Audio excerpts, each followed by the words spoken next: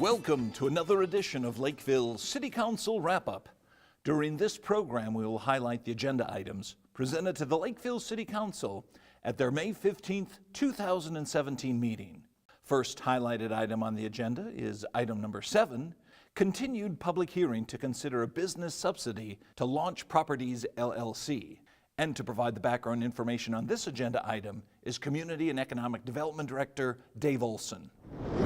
Good evening, Mayor, members of the council. You're correct, Mayor. This has been before the council and the HRA and the EDC on several occasions, so I'll keep it brief tonight just for the benefit of anybody that may have not have been able to attend or been part of those previous discussions. The city received a application for tax increment financing for this project on February 14th, so 89 days later, quite a bit has happened. We've gone through the legal process of creating a tax increment financing district with both the HRA and City Council and EDC. What was included in the consent agenda tonight also was the final plat, so concurrent with the TIF process was the platting process that was necessary for this property out here. Launch is proposing to construct a 286,000 square foot office warehouse building on 19 acres. The site, this is the site plan. It is going to be the first lot off of Cedar Avenue on a new street that's going to be constructed, 222nd Street. One of the driving forces for this project is one of our longstanding industrial park businesses, Menasha Packaging, needing more space. As you recall, they completed an expansion in 2014 and have filled that 120,000 square feet, and now they are relocating and consolidating an operation they previously had in Brooklyn Park. It meant another 60 jobs are coming to Lakeville, and the need to those jobs, a lot of those jobs will be located in the original plant building, and thus creates the need for more warehouse space here in Lakeville. And they could have gone anywhere with the warehouse space, but they are proposing to do a long-term lease with Launch Properties on this site. In addition to the 60 jobs that have come down to Lakeville in the last 5 or 6 months, Menasha will be creating an additional 9 new jobs in the warehouse once it's completed and occupied. I should point out that Menasha is only occupying just slightly over 50 or over half of this warehouse, and as Mr. Regan has pointed out in the past, this building is going to create an additional sizable space of over 130,000 square feet, which right now, if a company came to Lakeville looking for size, anything close to that, we would not have available. So we're kind of excited about the additional opportunities for more companies to come into Lakeville into the remaining portion of this building. And Mr. Reagan is right. This opens up an area east of Cedar that we've been working with the Reagan family on for a long time.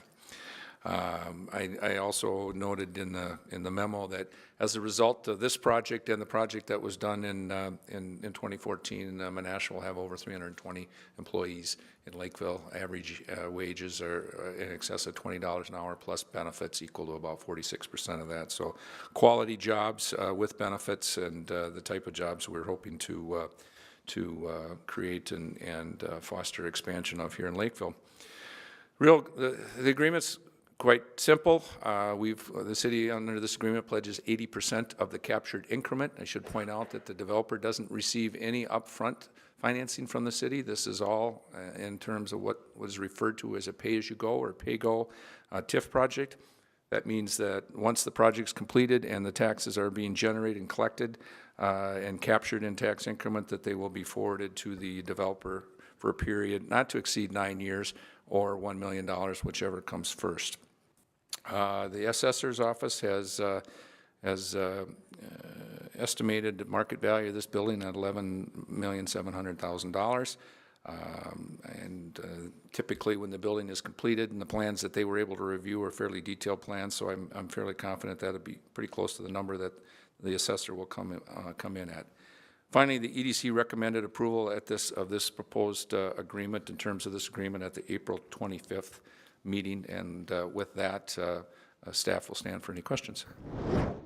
Item number 7 was approved by the Lakeville City Council. Next highlighted item on the agenda is item number 8, Leigh Lake Subdivision. And to provide the information regarding this agenda item is City Consultant Dan Licht. Good evening, Mayor, Council members. Dan Licht with the Planning Company. We've been working with the developer, as they said, for quite a long time on this project, and credit to them for revising plans and making changes to address concerns and issues that arose over time. And also, late in the process, as noted in Darryl Morey's cover memo to you, they held a neighborhood meeting that has to be among the most successful neighborhood meetings ever held for a project in Lakeville. Most of the questions were addressed related to the project, and those that weren't, they've made changes to their plans to accommodate the concerns raised by residents primarily west of Leigh Lake. So the proposed site of the application this evening is the former Jackson Landscape Supply site located west of Interstate 35 and south of County Road 46, 162nd Street. The property's mostly been demolished of existing structures. Guardian Development is proposing subdivision of the property as well as construction of a 120-unit apartment building, 62,000 square feet of multiple storage uses, and then also a 12,000 square foot retail building. The applications involved with this request not only include the subdivision, but amendment of the existing PUD, Planned Unit Development District, guiding or governing use of the site, PUD development stage plan for the first 2 phases of the project, which includes the apartment building and storage facility, and then conditional use permits related to development adjacent to Leigh Lake within the shoreland district, and also vacation of drainage and utility easements. Surrounding the site, and one of the primary concerns with development of this property is sensitivity to the shoreland area, as well as to the appearance of the property from the west side of Leigh Lake. The developer's subdivision will create 3 buildable lots at the northeast corner of the property. Turn it this way so it's placed correctly. And then preserving the balance of the property as open space, including the entirety of Leigh Lake and the shoreland area, which results in preservation of the natural open space and existing vegetation on the site. The zoning of the property under the PUD district is based on the C3 General Commercial District. So as part of the PUD amendment, we're making allowance for the apartment use as well as the multiple storage, which is typically regarded as an industrial use. This site is consistent with the directive from the Planning Commission and City Council discussed previously to encourage opportunities for multiple family uses within areas guided and zoned by the comprehensive plan for commercial uses. This is a unique area adjacent to the freeway corridor that's within the designated 2,500 feet of transit facilities along the interstate and provides good opportunity to transition from the freeway corridor to residential uses and then to the land uses further to the west. The developer used several means to accommodate the development within the shoreland district, including limitations on impervious surface and preservation of required open space, meeting those requirements established by the shoreland district. They also increased the setback of the apartment building from the shoreland boundary of Leigh Lake to increase the allowed density. A number of years ago, the city created what was termed a residential shoreland density reserve, capturing available development units from the west portion of Lake Marion that could then be allocated to other shoreland areas within the city. That reserve has been used in the past for the senior housing developments adjacent to Kingsley Lake. This project takes advantage of the remaining 115 units within that shoreland reserve to realize the development with it, or excuse me, the 63 remaining development rights within this site to realize the 120 units that they're proposing as part of the project. The access to the site will include improvements to Kenyon Avenue being undertaken in cooperation with the city as a public improvement project, an extension of sidewalk along the roadway. They're also working together with the city from a stormwater management standpoint to capture all the existing stormwater that comes off of the public street and goes directly into Leigh Lake, to channel that through the site to the stormwater infiltration basins and then discharge near the outlet at the southwest corner of the property for the development itself. In terms of the development standards for the proposed project, we're basically referencing the existing standards within the zoning ordinance for development of multiple family or commercial uses. So the buildings as presented by the developer use a high percentage of brick, stone, and stucco. Grade A materials is defined by our zoning ordinance to create a distinct and unique appearance for the site, both in terms of relating the 2 buildings together but still having a separate appearance. for the two structures representing their separate uses. The proposed buildings are 3 stories in height for the apartments facility, with the exception of the architectural element in the center of the structure, which is 46 feet height by definition. The storage building is 4 stories high. Both of those structures would be allowed in the underlying C3 district, being adjacent to the freeway corridor and appropriate. The typical process would be under a conditional use permit, but as part of the PUD district, we can accommodate that building height. The effect of the buildings is to basically create a barrier between freeway impacts and Leigh Lake and residential uses to the west. So from that standpoint, it's positive. Also, the site plan orients the majority of parking to the northeast of the apartment structure, so all the headlight glare, the exterior lighting, et cetera, will also be blocked from view of the surrounding properties. Some of the functional details with the inclusion of the retail and the storage uses and the apartment use adjacent to a transit facility or near a transit facility, we did an analysis of the off-street parking that would be required for the site, which shows that the interrelationship of the 3 uses, there is adequate parking. The apartment building also includes at least 1 parking stall per dwelling unit underground as part of the structure.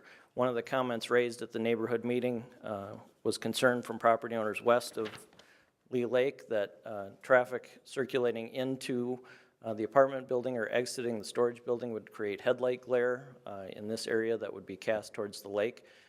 That was one of the changes the developer made, providing some significant landscaping in that area that will provide year-round cover and prevent any light from being cast in that direction. The developer also provided construction plans for grading, drainage, and utilities, as well as, drainage and erosion control, as well as utilities, and those were all reviewed by the engineering department and found to comply with city requirements. Park dedication requirements for the development will be satisfied as a cash fee in lieu of land. The dedication of Outlot A is not considered satisfying that requirement, and that the area wasn't identified on the 2014 Parks, Trails, and Open Space Plan as a desired city facility, so they'll pay the cash fee in lieu of land as provided for in the development agreement. Planning Commission held a public hearing on March 4th to consider the application. They were very positive towards the quality of the development and the plans developed by the project team. Noting the success of the neighborhood meeting, there were no public comments provided at the public hearing. And so the Planning Commission closed the public hearing and voted to recommend approval of the documents that you have in your packet this evening, moving this project forward. Item number 8 was approved by the Lakeville City Council. Next highlighted item on the agenda was item number 9, consider the revocation of interim use permit number 16-04.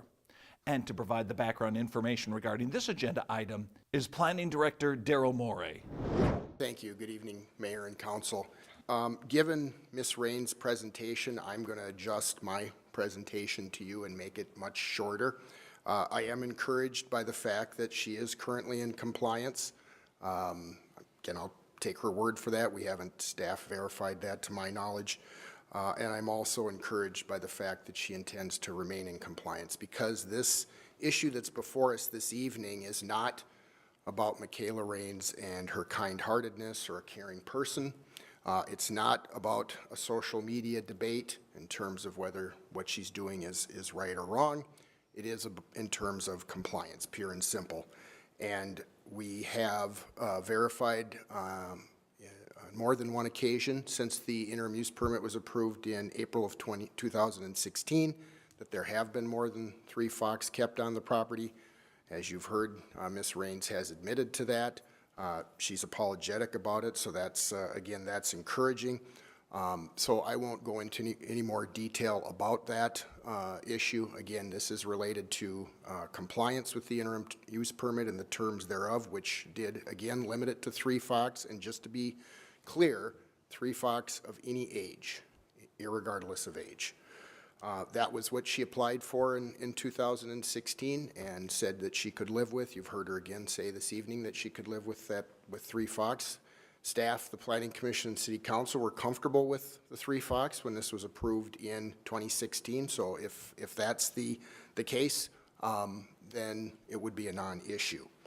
Now you're correct. The Planning Commission did hold a public hearing quite an extensive public hearing at this, at their May 4th meeting, and that was based on direction from the City Council. At their April 17th meeting, there was many folks that spoke at the public hearing, and the Planning Commission weighed all the testimony and the facts that were presented by staff, and with their purview of considering non-compliance with the interim use permit, they unanimously recommended City Council revoke the interim use permit, and the city attorney has prepared findings of fact for revocation. So as the mayor had outlined, there really are two choices here. One would be to revoke the interim use permit consistent with the Planning Commission's recommendation, or the other would be to give her a second chance to not revoke the interim use permit, and as you've heard, she stated she's open to random inspections for compliance. So I will stand for questions. The City Council did not vote on the item, and the interim use permit was not revocated. Next highlighted item on the agenda is item number 10, Ordinance Amending Title 11 of the City Code and Summary for Publication. And once again, to provide the background information on this agenda item is City Consultant Dan Licht. Thank you, Mayor, council members. This is the second round of zoning ordinance updates brought forward for your action this evening. These are a number of items that required further discussion by both the Planning Commission and also the City Council discussed these at a work session on March 27th. Following those work sessions, the Planning Commission did hold a public hearing on April 20th to consider the amendments that are included in your packet this evening. They voted to recommend approval. There were three persons that made comments at the public hearing. I'll note those as I kind of review some of the more significant items being considered for amendment this evening. The first item was an issue brought forward by the developer of Launch Properties and APRO Development concerning the requirements for exterior finishes of industrial buildings. Since the zoning ordinance was updated to include the current list of allowed materials, there's obviously been advancement in technology, particularly the paint surfacing, and also the casting of those precast panels. And so the ordinance was in need of update to ensure that the buildings being constructed in Lakeville are contemporary in terms of their appearance and also continue to be sustainable structures, durable and long-term and high quality in appearance. So those amendments are being incorporated as part of this amendment. The second item was a change to the minimum lot area requirement for unsewered lots. Established in 1977 was a 10-acre minimum lot size requirement. During review of a variance application occurring in a property in Northwest Lakeville, it was identified that following adoption of that ordinance, Dakota County continued to approve subdivisions of properties that didn't meet those requirements without having city approval. In my experience working in other ex-urban communities that are rural in nature, this isn't an unusual occurrence. It's a learning process as townships incorporate and become cities as to the approval process. But we wanted to try and address this to give status to that lot that was created without city approval, to cause it to be treated like a non-conforming lot. So the intent was to move forward the date of that effective minimum lot area from 1977 to 1984, which is when the processes were corrected and city approvals were put in place. A resident from Northwest Lakeville raised concern with this, stating that the purpose of that minimum lot area requirement was to address the unique configuration of lots in Northwest Lakeville. So following the public hearing, I did some research into our files that date all the way back to 1977. The actual basis for that ordinance amendment was, in fact, the city's 1976 comprehensive plan and its 1977 zoning ordinance update. Essentially, non-sewered areas of Lakeville were limited to 1 unit per 10 dwelling units density, or 10 acres density. So the effective minimum lot size is 10 acres. So it wasn't specific to that necessarily northwest area of Lakeville, but rather the city's overall growth strategy as it relates to development within the MUSA municipal urban service area and that outside of it. The Planning Commission did move that ordinance amendment forward as well. There's also a change to the accessory building allowances for single and two-family uses to allow an additional open-sided structure such as a gazebo or a play structure that would otherwise not be allowed by the current zoning ordinance provisions. We're including some modification of parking standards for fast food restaurants as well as coffee shops to reflect more current studies prepared by the Institute of Transportation Engineers to reflect parking demand for these uses to make sure that we're not requiring over parking in the case of these commercial developments, especially when they're a mixed-use development. There was a considerable discussion about clarification to the allowed number of model home permits to try and create a more defined permit process so that we're avoiding purposeful violations or disregard for the ordinance. Following the March 27th council work session, we've drafted it as a schedule for final plats with less than 40 lots would be allowed 2 model home permits up until the point when they put in their streets and utilities. That first lift, if there's more than 40 lots within the final plat, they'd be allowed 3 buildings. And then once the streets and utilities are in place to ensure public access for fire safety as well as engineering and inspection staff, then it would be 3 permits or 10% of the total lots final platted. So this should help address the issues encountered by city staff in implementing developments just as they're getting off the ground and getting started. So it balances both the public's need as well as that of the developer moving forward.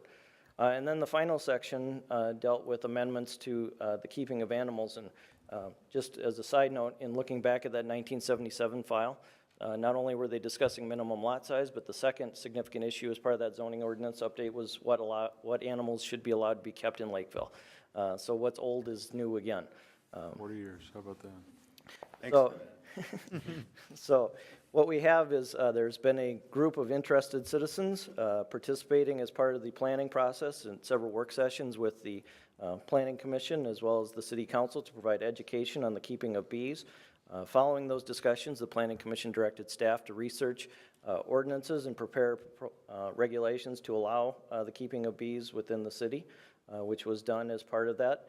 At the March 27th council work session, there was discussion about concerns, especially in more densely populated urban areas, about the compatibility of bees and adjacent properties and the need to provide for separation from the property keeping bees from the neighbors.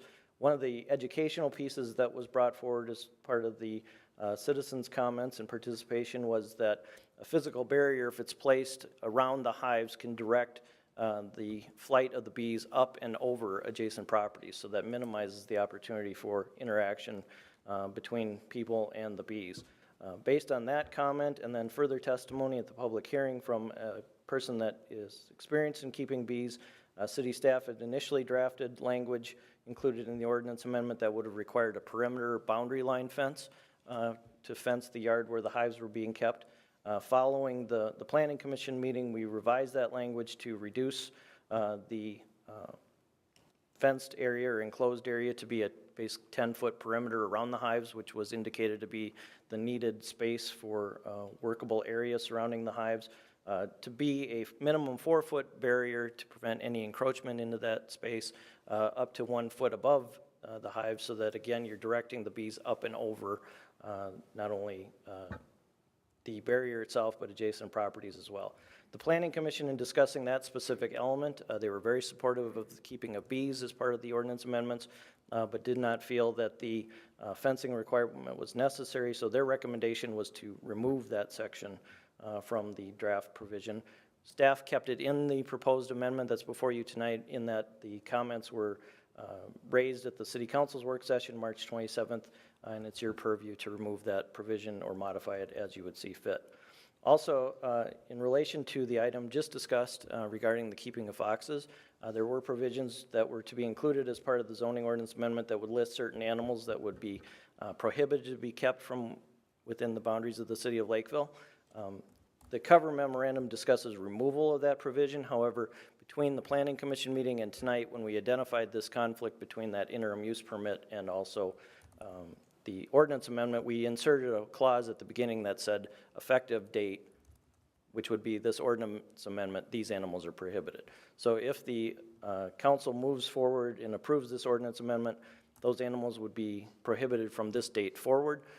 The interim use permit from the previous item and others like it would remain in effect and not be impacted by the ordinance amendment. Item number 10 was approved by the Lakeville City Council. Well, those were the highlighted items presented to the council at their May 15th, 2017 meeting. If you have any questions or comments regarding these agenda items, please feel free to call City Hall. The number is 985-4400. Thanks for watching this edition of Lakeville City Council Wrap-Up.